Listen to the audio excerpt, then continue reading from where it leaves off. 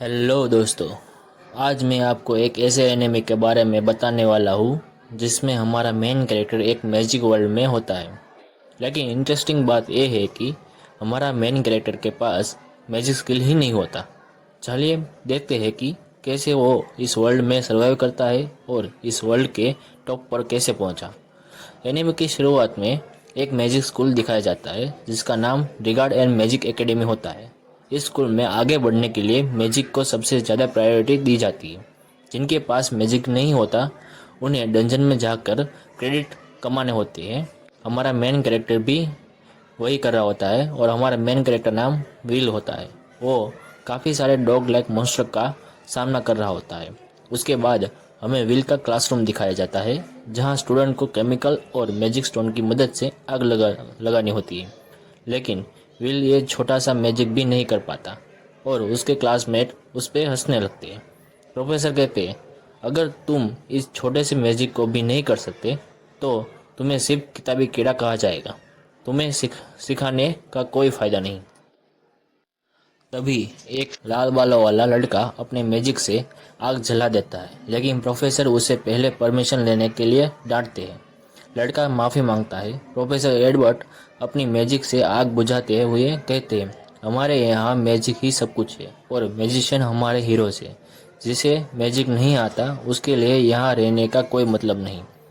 Class के बाद सियोन will के पास आता है और उसका मजाक उड़ाते हुए बोलता है, सुना है तुम पॉइंट्स कमाने के लिए डंजन गए थे, तुम्हें शर्म नहीं आती।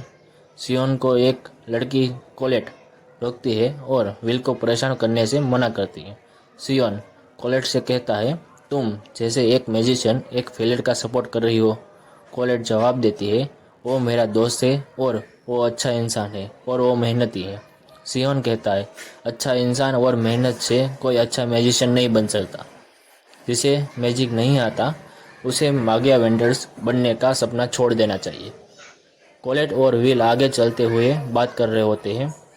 कोलेट विल को कहती है, सियोन और दूसरे लोगों की बातों का उसे जवाब देना चाहिए। विल मुस्कुराते हुए कहता है, वो सच ही तो बोल रहे हैं, मैं मैजिक नहीं कर सकता, लेकिन तुम जैसे एक खूबसूरत लड़की मेरे लिए परेशान हो रही है, ये मेरे लिए बहुत बड़ी बात है। कोलेट थोड़ा सा शर्माती है और विल को धक्का दे देती है। उसके बाद दोनों आसमान की तरफ देखते हुए वो कहते हैं, आसमान कितना खूबसूरत लग रहा है। मागिया वेंडर्स ने अपने मैजिक से इसे संभाल कर रखा है। फिर हमें पास्ट की कहानी दिखाई जाती है जिसमें बताया जाता है कि आसमान दिखाई नहीं देता था। सेलेस्टियल लॉर्ड के वजह से लोग बहुत बुरी हालत में थे। तब तक 5 मैजिशियन ने सेलेस्टियल लॉर्ड को हराकर आसमान पर एक प्रोटेक्शन बनाई और सबको आज़ाद किया। मागिया वेंडर्स का टाइटल सिर्फ कुछ खास लोगों को दिया जाता है और सब लोग इसे सपना देखते हैं इसे पाने का।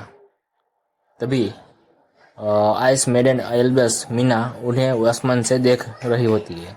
विल कहता है, हाँ वो हमें देख रही है।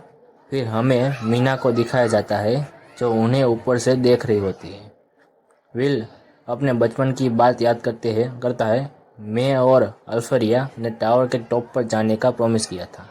उसके बाद बताता है, अल्फरिया अब एक मागिया वेंडर्स बन चुकी है क्योंकि उसमें बहुत ज़्यादा टैलेंट है। लेकिन मेरे पास कोई टैलेंट नहीं होने की वजह से मैं पीछे रह गया, पर मैं उस प्रॉमिस को नहीं तोड़ना चाहता। फिर हमें प्रोफेसर वेगनर दिखते हैं जो विल को डांट रहे होते हैं। विल डंजन के 7th फ्लोर तक चला गया था जहां उसकी जान भी जा सकती थी। प्रोफेसर विल से कहते हैं, तुमने एक मॉन्स्टर को मार दिया, इसलिए तुम्हें 2 पॉइंट दिए जाएंगे। उसके बाद प्रोफेसर विल को समझाते हैं, अगर तुम्हें टावर के टॉप पर जाना है तो तुम्हें अपर क्लास में जाना होगा। तुम्हें लिखने, स्पेल वर्क और प्रैक्टिकल्स में ज़्यादा पॉइंट्स की ज़रूरत पड़ेगी। तुम्हें मैजिक नहीं आता इसलिए स्पेल वर्क के पॉइंट्स नहीं मिलेंगे, सिर्फ प्रैक्टिकल से तुम्हारा ऊपर जाना नामुमकिन है। विल घबरा जाता है और 4 क्रेडिट वाला मॉन्स्टर अपने बुक में ढूंढने लगता है। तभी प्रोफेसर वेगनर उसकी मदद करते हैं और बोलते हैं, डंजन के 6th फ्लोर पर भास्कर विल दिखा गया है जिसे अभी तक कोई मार नहीं पाया। विल खुशी से प्रोफेसर वेगनर को गले लगा लेता है और उसे थैंक यू कहता है। सियोन ये सब बातें सुन लेता है और भास्कर विल को मारने निकल पड़ता है ताकि विल को स्कूल से निकलवा सके।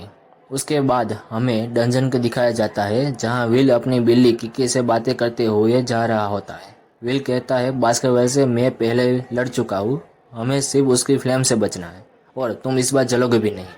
सियोन और उसके दोस्तों को दिखाया जाता है जो विल को स्कूल से निकलवाने के लिए भास्कर विल को मारने आए होते हैं। उनका एक दोस्त कहता है ये सब सेफ तो होगा ना। सियोन गुस्से से आगे बढ़ते हुए कहता है जिसे मैजिक नहीं आता उसे मागिया विंडर्स बनने का सपना नहीं देखना चाहिए और उसको यहाँ रहने की कोई हक नहीं है। तभी एक मॉन्स्टर सियोन पर अटैक करता है और सियोन का दोस्त दीवार से टकरा जाता है। इस आवाज़ को सुनकर विल तुरंत वहाँ आता है। विल मॉन्स्टर को देखते हुए कहता है ये तो 10 पॉइंट वाला इविल सेंटिना है जो 5 मॉन्स्टर के बराबर है, ये ऊपर कैसे आ गया। उसके सामने सियोन पड़ा होता है और सियोन अपने मैजिक से मॉन्स्टर पर अटैक करता है लेकिन मॉन्स्टर पर कोई असर नहीं होता। विल सोचता है सियोन ने मुझे बहुत परेशान किया है, क्या मैं उसे बचाऊं?